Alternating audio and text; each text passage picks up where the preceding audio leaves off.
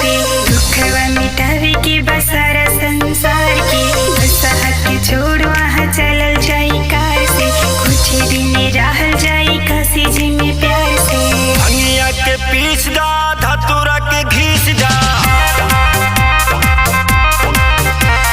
बिगड़ल मिजाज गौरा भांग थोड़ा फिर दा छोड़ कैलाश भूला चला काशी द्वार पे दुखवा मिटावे के बसारा संसार के बसा के छोड़ वहाँ चलल जाई कार से कुछ दिन रहल जाई काशी जी में प्यार से। भंगिया के पीस दा धतूरा के घीस जा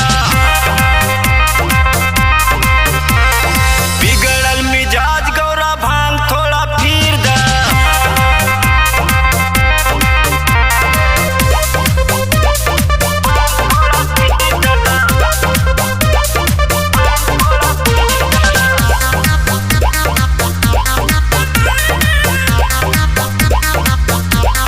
खाली पी के भांगा जब भूखता हो पीसी पीसी भांग हाथ दुखता हो। लावतनी भांग बरदास नइखे का करी आगे कुछ बुझात नइखे भंगिया के पीस दा धतूरा के घीस जा बिगड़ल मिजाज गौरा भांग थोड़ा फिर दा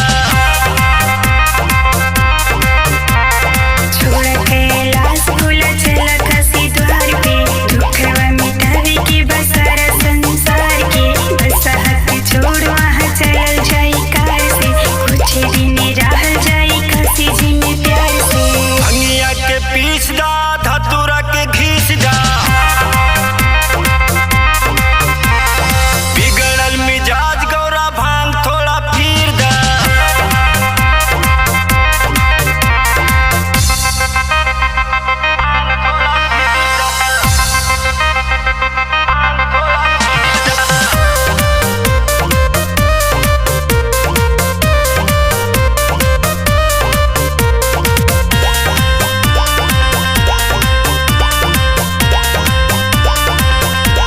अब कैलाश ना छोड़े बकीना अपन काशी धाम बोला चले बकीना दे दा थोड़ा